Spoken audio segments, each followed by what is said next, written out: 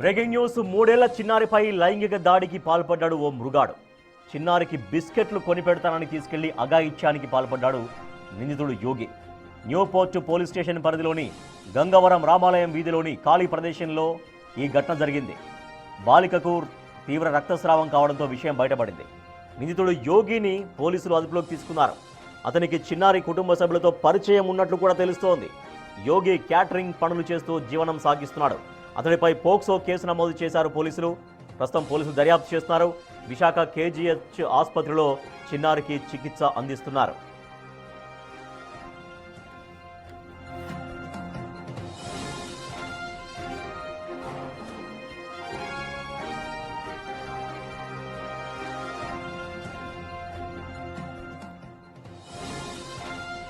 మూడేళ్ల చిన్నారి పైన లైంగిక దాడికి పాల్పడ్డాడు ఆ యోగి అనేటువంటి నిందితుడు.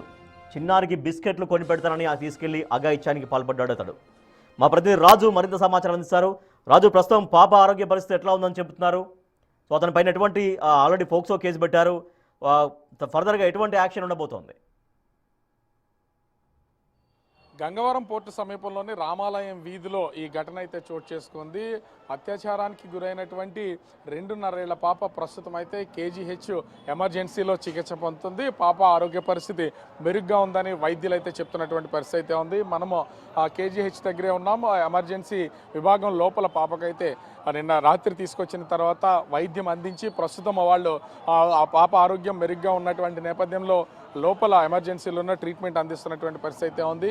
ఆరోగ్యానికి ఏ విధమైనటువంటి ఇబ్బంది లేదు అని చెప్పిన తర్వాత తల్లిదండ్రులు అయితే ఊపిరి పీల్చుకున్నారు. ఇప్పటికే యోగి అలియాస్ గాంధీ అనే ఆ వ్యక్తికి సంబంధించి పోలీసులు అయితే అదుపులోకి తీసుకుని విచారణ అయితే చేస్తున్నారు. మరి కొద్దిసేపట్లో అతన్ని వైద్య పరీక్షల నిమిత్తం ఆ పోలీస్ స్టేషన్లకు అప్పగించి, ఎందుకంటే ఇప్పటికే పోక్సో కేసు నమోదు చేసినటువంటి నేపథ్యంలో వైద్య పరీక్షల తర్వాత కోర్టులు అయితే హాజరుపరచడానికి వీళ్ళైతే ఏర్పాట్లు చేస్తున్నటువంటి పరిస్థితి అయితే కనిపిస్తుంది. ముఖ్యంగా ఈ యోగి అనే వ్యక్తి ఈ పాప అంటే అత్యాచారానికి గురైనటువంటి పాప తండ్రి దగ్గరే పనిచేస్తుంటాడు. అతను ఆటో డ్రైవర్గా, పాప తండ్రి అప్పన్న ఆటో డ్రైవర్గా జీవనం సాగిస్తున్నాడు. దీంతో పాటుగా కొన్ని ఫంక్షన్స్కి డ్రమ్స్ వాయించే వర్క్ అయితే చేస్తుంటారు. అలా డ్రమ్స్ వాయించే వర్క్ కోసం యోగి పాప తండ్రి అప్పన్న దగ్గరికి అయితే వచ్చి పనిచేస్తుంటున్నటువంటిది అయితే ఉంది. తరచూ ఇంటికి వస్తూ వెళ్తున్నటువంటి నేపథ్యంలో నిన్న పాప తల్లి తన కొడుకుని స్కూల్కి తీసుకెళ్ళడానికి అయితే వెళ్ళినటువంటిది అయితే పరిస్థితి అయితే ఉంది. స్కూల్కి తీసుకెళ్ళి ఇంటికి వచ్చే సమయంలోనే ఇంట్లో ఆమె అత్తగారి దగ్గర ఈ పాప అయితే ఉన్నటువంటి పరిస్థితి అయితే ఉంది. తరచూ ఇంటికి వెళ్ళి వస్తున్నటువంటి యోగి ఆ పాపను తీసుకుని తన ఇంటి దగ్గర నుంచి నేను బిస్కెట్స్ కొనిస్తానని ఇంటి లోపల నుంచి అయితే తీసుకెళ్లాడు. 19 సంవత్సరాలున్న వయసు ఉన్నటువంటి యోగి విచక్షణ కోల్పోయాడు. పాపకు బిస్కెట్స్ కొనిన తర్వాత అతను రామాలయం వీధిలోకి తీసుకెళ్లి అక్కడి నుంచి ఒక నిర్మాణ ప్రాంతంలో పాప పైన అయితే అత్యాచారం చేసినటువంటిది అయితే ఉంది. అత్యాచారం జరిగిన తర్వాత పూర్తి రక్తస్రావంతో పాప అయితే ఇంటికి వచ్చిన తర్వాత తల్లికి ఈ విషయం రక్తం ఒక్కసారిగా వస్తున్నటువంటి నేపథ్యంలో ఏం జరిగింది ఏంటనే చెప్తే మొత్తం ఆ వివరాలు తెలుసుకున్న తర్వాత పాప తల్లి ఆ చుట్టుపక్కల ఉన్నటువంటి వాళ్ళని పాపను ఎవరు తీసుకెళ్లారు, ఏంటి, ఏ సమయంలో తీసుకెళ్లారని వివరాలు అడిగితే ఆ వివరాల్లో యోగి పేరు అయితే బయటకు వచ్చింది. వెంటనే పోలీసులకి, అక్కడ ఉన్నటువంటి న్యూపోర్ట్ పోలీసులకి ఫిర్యాదు చేసినటువంటి నేపథ్యంలో నిన్ననే న్యూపోర్ట్ పోలీసులు యోగిని అదుపులోకి తీసుకున్నారు. రాత్రంతా విచారణ చేసిన తర్వాత అతనే ఈ ఘటనకు పాల్పడ్డాడని వెల్లడించినటువంటి నేపథ్యంలో ప్రస్తుతం నిన్న సాయంత్రం పాపని తీసుకొచ్చి విశాఖ కేజీహెచ్లో అయితే చికిత్స అందిస్తున్నారు. ప్రస్తుతం యోగికి వైద్య పరీక్షల నిమిత్తం గాజువాక ఆసుపత్రికి అయితే ప్రస్తుతం తీసుకెళ్తున్నారనే సమాచారం ఉంది.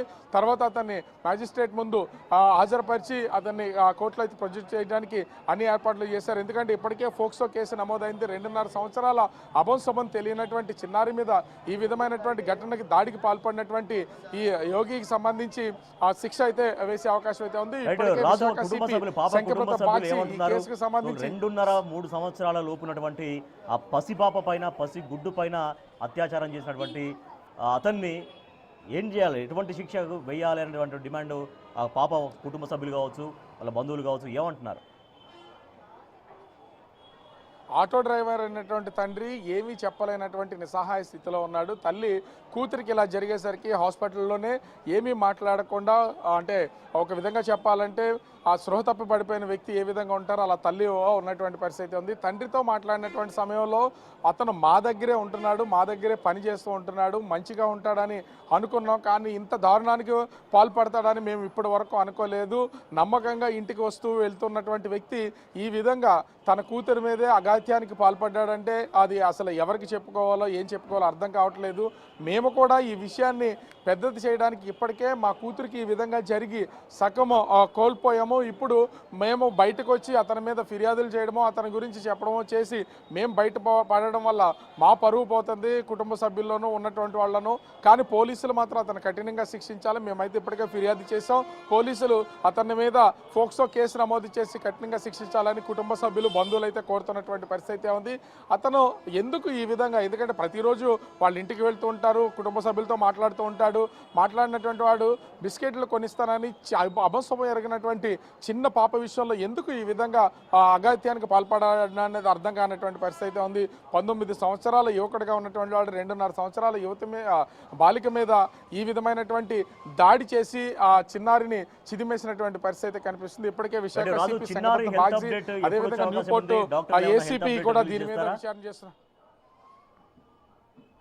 అంటే ఇప్పటి వరకు డాక్టర్స్ వైపు నుంచి ఏ విధమైనటువంటి హెల్త్ అప్డేట్ లేదు. కాకపోతే వాళ్ళు మైక్ ముందుకు వచ్చి చెప్పడానికో, మీడియా ముందుకు వచ్చి చెప్పడానికో వైద్యులు కూడా నిరాకరిస్తున్నటువంటిది అయితే ఉంది. 2.5 సంవత్సరాల చిన్నారి కాబట్టి ఆమెకు మైనర్ గాళ్ళు, ఆమెకు సంబంధించి ఏ విధమైనటువంటి అప్డేట్స్ బయటకు ఇవ్వలేవు. కానీ ఆమె ఆరోగ్య పరిస్థితి మాత్రం ప్రస్తుతం స్టేబుల్గా ఉన్నటువంటి నేపథ్యంలో ఎలాంటి ఇబ్బంది లేదని వైద్యులు చెప్తున్నటువంటి పరిస్థితి ఉంది. పోలీసులు కూడా ఈ కేసును సీరియస్గా తీసుకుని దర్యాప్తు చేస్తున్నటువంటి పరిస్థితి కనిపిస్తుంది. రాజేష్.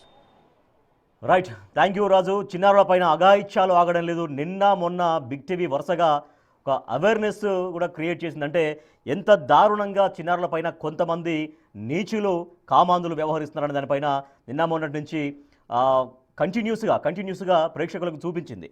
అయినప్పటికీ కూడా అవేర్నెస్ కల్పించినా కూడా లేదు, భయపెట్టినా కూడా. సో నిన్న ఒక వ్యక్తి, అంటే మదనపల్లిలో చిన్నారి పైన, 7 సంవత్సరాల చిన్నారి పైన దారుణంగా అఘాయిత్యం చేసి, అత్యాచారం చేసి, అత్యంత పాశవికంగా అమ్మాయిని నీటి డ్రమ్ములో ముంచి చంపేసినటువంటి ఘటన మొత్తం 2 తెలుగు రాష్ట్రాల వ్యాప్తంగా సంచలనంగా మారింది. సో అటువంటి విషయంలో కులవర్ధన్, ఎవరైతే నిందితుడిగా ఉన్నారో కులవర్ధన్ భయపడ్డాడో, పశ్చాత్తాపడ్డాడో, లేదంటే సమాజం నుంచి చీత్కారం ఎదురవుతుందనుకున్నాడో, సో ఫైనల్గా పోలీసుల నుంచి తప్పించుకొని వెళ్ళి చెరువులో దూకి ఆత్మహత్య చేసుకున్నాడు. సో నిన్న ఆ ఘటన ఇంకా గడిచి కూడా కనీసం 24 అవర్స్ కూడా కాలేదు.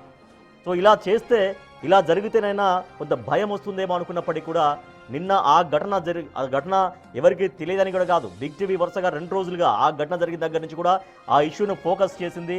ఆ ఇష్యూని ఫోకస్ చేసినప్పటికీ కూడా ఇంత అవేర్నెస్ కలిగించినా, భయపెట్టినా కూడా ఆ ఘటన జరిగి 24 అవర్స్ కూడా, 24 గంటలు కూడా, ఒక్క రోజు కూడా గడవక ముందే మరొక దారుణం జరిగింది.